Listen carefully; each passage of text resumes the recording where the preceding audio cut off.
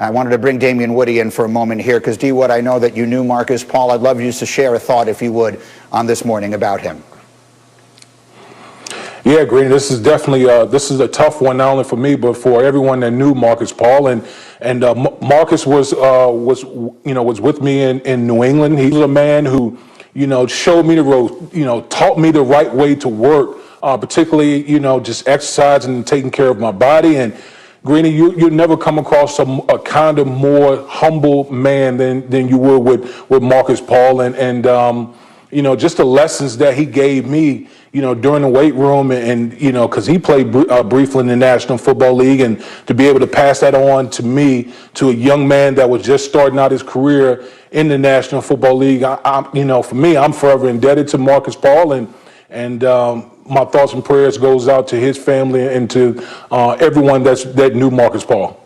The outpouring of emotion from across the world of football has been really notable and extraordinary for the last few days. And so the Cowboys, again, they will play their game today. They will play it with heavy hearts. And D. Wood, thank you for taking a moment there to remember your friend. And again, we will mention the game is being played today. And so let's take a look at the game, which does have extraordinary implications in this division where all the teams have struggled, but someone will win and make the playoffs. With a win, both teams would give themselves a 25% chance or better to win this division. A loss for either would really impact their chances of making the playoffs. Again, the winner of this game will be in first place in the division heading into the weekend. And so as we look at this as a football game, Dominique, watching the Cowboys play this past week against Minnesota, I thought to myself, that's a team we haven't seen all year long. They just looked different. Why? What did you see?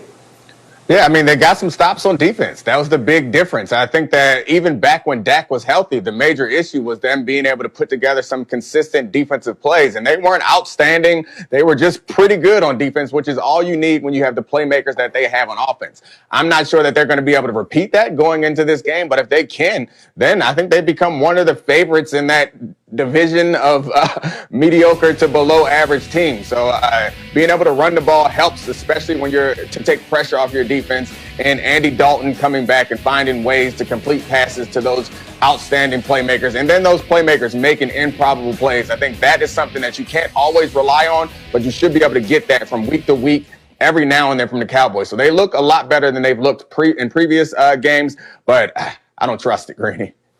Well, I mean, look, again, to get to 4-7 and first place in the division, you only have to trust them so much.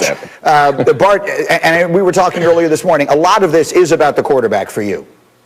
Yeah, I mean, when Andy Dalton's at his best, he's a competent quarterback. He's a guy that's above a game manager. But I think, Mike McCarthy finally either got them to buy in by going all Gallagher, and I wonder if he had the face shield on when he was smashing watermelons. But that trick only works once. The problem is, the Redskins the Washington football team comes in this week, and they're bringing in the best pass rush in the past 5 games.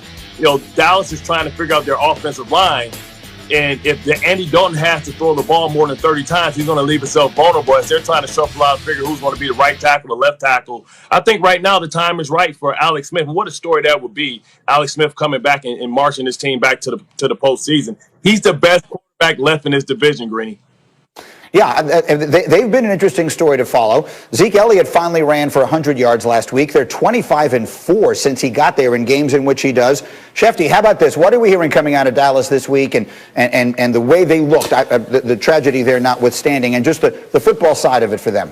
Well, I think it's all about the emotion of today and how this team basically responds to the events of this week. When you lose somebody that you love so much and care about so much and are asked to play a football game just days later, that is challenging emotionally to do. Now, this has happened to this franchise before. You remember there was a player a decade ago or so that was killed right before a Thanksgiving game. The team responded, came out and played very well.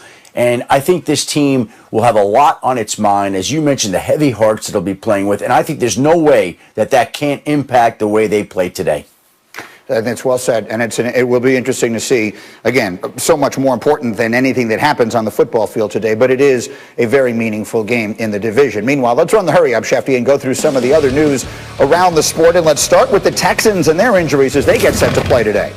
Listen, they've already ruled out 2 wide receivers for today's game. Randall Cobb, Kenny Stills, not going to play today. They've been ruled out, and so it'll be up to Will Fuller and Brandon Cooks and Kiki QT, some of the other players, to try to step up in the absence of the injured wide receivers. They are not the only team dealing with injuries today. Of course, the team they'll be playing, the Detroit Lions, has their own injuries right now. Kenny Golladay ruled out today. Danny Amendola ruled out today. And the big question involves their running back, DeAndre Swift. But Golladay, with the hip injury, has not played in a little bit of time, had a setback, didn't practice. DeAndre Swift is listed as questionable due to concussion. My understanding is it's unlikely that he's going to play today. We'll get an official ruling here in the next couple hours. We'll see whether he can make it back before the game, but I have a sense that he's going to be down at this point in time. And as for the Chicago Bears, also in the Detroit Lions division, they have yet to name a starting quarterback. Nick Foles did not practice yesterday due to that hip injury. Mitchell Trubisky did practice,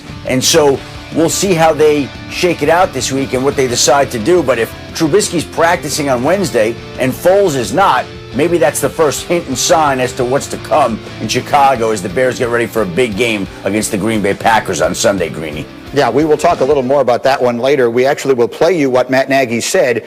And candidly, listening to him, you became far less certain as opposed to being more certain as to who his quarterback would be this weekend. Meanwhile, very big news from college football yesterday. The legendary coach at Alabama, Nick Saban, testing positive for the coronavirus. He is experiencing very mild symptoms and has begun the quarantine process. He will not be available to coach in the Iron Bowl this Saturday against Auburn. Here is Nick Saban yesterday. I have confidence in our coaches and our players that they'll be able to do what they have to do. I mean, we all got to live with the consequences of what happens, whether I'm standing there or not. So that's something I hope everybody realizes. All right, so that's Nick Saban. Here are Paul Feinbaum and Heather Dinich. Happy Thanksgiving, guys. And Heather, let me start with you. What more can you tell us about where Alabama goes from here for this game without Saban? Well, Greeny, they go to offensive coordinator Steve Sarkisian. He's going to handle most of the day-to-day head coaching responsibilities in the football building. He'll call the plays on Saturday against Auburn. Nick Saban will be at home as he has been isolating for at least 10 days per CDC guidelines. He'll be participating in team meetings and everything through Zoom, as he did the last time he had a positive test, although last time it was a false positive. This time is for real, so he's had a bit of practice with this, but he's got confidence in Sarkisian, who has been a head coach before. Now, Paul, we look on the screen there, we see the number. I mean, Alabama's a 3-touchdown favorite and then some. But crazy things happen in rivalry games, and that's what this is, a rivalry game. How do you think his absence impacts this game?